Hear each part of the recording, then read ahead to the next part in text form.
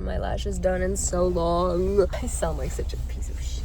Come get coffee with me, except I freaking hate the taste of coffee, so we're not getting coffee. We are getting overpriced tea. What else are we getting?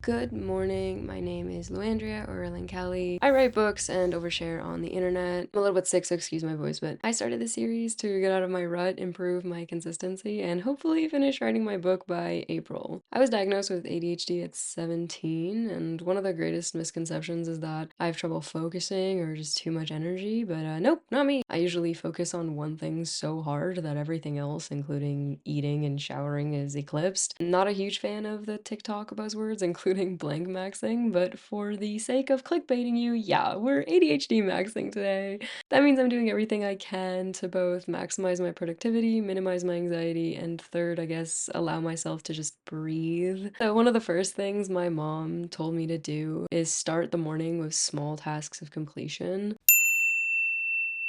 Since we had people over the night before, the house was a mess when I woke up. First thing I did was feed the dogs and then get cleaning. Little tasks of completion, like putting away the dishes and wiping down the countertops or fixing the cushions.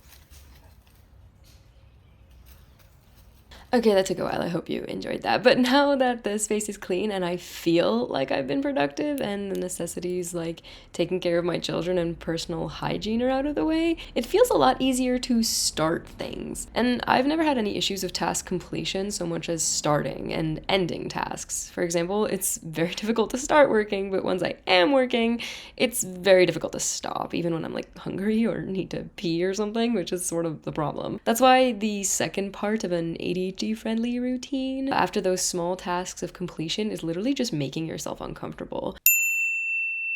I know this sounds counterproductive, but I'm not talking about like waterboarding yourself. I'm talking about small acts of discomfort, just like the small acts of completion. For example, I hate driving, so I drive my boyfriend to school almost every morning. But it can be simpler than that. For example, I sometimes dunk my face in a bowl of ice water, which I guess is kind of like waterboarding. But sometimes I do normal, uncomfortable things like going running or I don't know, exercise. Today after I dropped off my boyfriend, I needed caffeine, but to be honest, it's always a little nerve-wracking to order. So my 2 points of discomfort this morning were driving and ordering a drink. If anyone calls me a wimp in the comments, by the way, you are right, and I will not argue. I just want you to know it's impossible to bully someone who has already accepted their failings, unless you, like, punch me in the face. I look like a creepy stalker because the person 2 cars ahead of me has the car that I want. It's a nice color too. What if, is it weird if I film it? I've always wanted a Toyota ever since last year. Toyotas have been recommended to me. I really like the Land Cruiser and the 4Runner because I think they'd be perfect for my dogs. And my car is a piece of shit. But you know what? It gets me from point A to point B. It just costs way too much in gas. Oh my gosh, Mom forgot to order pup cups. Because they make a mess of my car when we get pup cup. She is full of greed. Thank you. Yes, okay. There you go. This is why I needed the napkins. Yeah. Don't worry, it's fine. It'll come out. Thank you. Thank you. Zelda. gluttonous beast. If anyone wants my, what do you call that? Recipe? I just get the strawberry refresher and then I ask them to put green tea in it instead of the other crap. It's quite good. I can't film and drive, so goodbye now. Anyway, that point of discomfort actually makes me want to work. Why? Well, because the work is less uncomfortable. Recently, I've been trying to focus more on content because I genuinely missed it for those 6 months that I disappeared off the face of the earth. I'm also in the final editing stages of a novel that's currently 93,000 words. It's sort of on the border between lit fic and commercial fic. We cannot make up our minds on that. I am also rewriting an old project that is either going to be YA thriller or adult thriller, semi-murder mystery. We also have not decided on that. And lastly, I'm part of an MFA course at UF, so I do have a lot of reading and editing to do for that class as well. I was actually in a great headspace to do my work today because not only was Big Brother watching, but since my house was clean, I was caffeinated and I felt like I'd already accomplished so much, even if I did completely normal things. There was nothing at the back of my mind stopping me from focusing. And when it comes to writer's block, well, writer's block is just anxiety wearing a fancy suit, so when I'm able to manipulate or hack my ADHD, I'm able to tame the anxiety. Another way that I've done that isn't really a hack, it's more a consistent effort to change my line of thinking. And that's by not taking myself so seriously. I used to have this complex where I needed everyone to think I was a serious author because I entered this cutthroat industry very young, and that desire overpowered my creativity and my will to write, and it made everything I wrote either boring, nonsensical, or just dry. Letting go of that, just writing the stories I want to write, committing to improving myself, and not letting guilt mine at my gut like a pickaxe just for outsourcing my storytelling to social media did fucking wonders. Okay, so it's 5 o'clock. I got about 100 and something pages of editing done. I also was able to write one chapter. I'm gonna work on editing videos and content tonight after we get back from the dog park. You guys ready? Are you ready? Let's go. I feel like I'm gonna get a lot of hate for this, but I don't take breaks. They don't work for me. The 15-minute break is unfathomable to my schedule. That doesn't work for everyone's brain, but when you have ADHD, environmental associations are your best friend. For me, the spurts of 4 to 5 hours of work split between the morning and evening allow me to associate different times with different lines of work. Obviously, this can shift, but I tend to write, edit, read while the sun is out and work on editing and scripting content at night. I am a human though, so I do need breaks. Since my work is a solitary feat, the hours of 5 p.m. to 7 p.m. are allocated to the dog park. The dog park is heaven. It is a 4-in-1. My dogs are enriched and I get fresh air, social interaction, and I get to play with puppies. Sit. Good.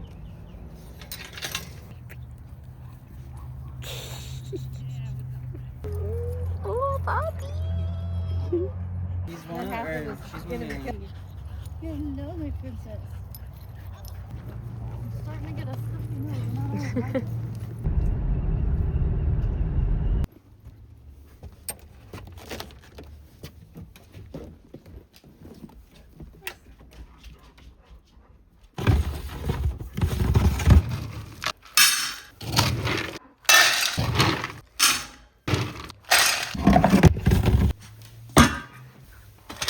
Okay, so apparently to ADHD Max, you're supposed to have breakfast. I did not. That was my first meal of the day. That was some ice cream because the stew that Andrew was making was not ready. But I'll do better next time. For all our talk of productivity maxing, I will be the broken record and say that it's impossible to be truly productive, especially as an artist, if you neglect to feed your experiences outside of work. Things that bring you joy and therefore calm you down, like playing cards or eating nutritious dinners made by our private chefs. I know a lot of ADHDers out there suffer from circadian rhythm disruption. It's difficult for your body to regulate when to supply with energy, especially in this ironically golden age of blue light.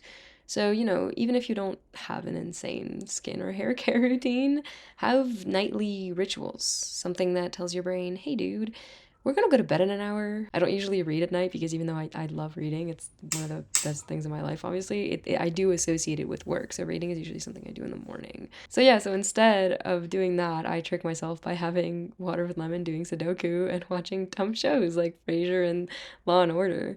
You know that scene from Django Unchained where the guy's like, it's like a report. Yeah, Super important if you want to be consistent. Sometimes my ADHD maxing routine has to make way for health, travel, unforeseen appointments, the natural disruptions of life. What I keep consistent are the little things, my little tasks, little discomforts, my one big break, and my little comforts.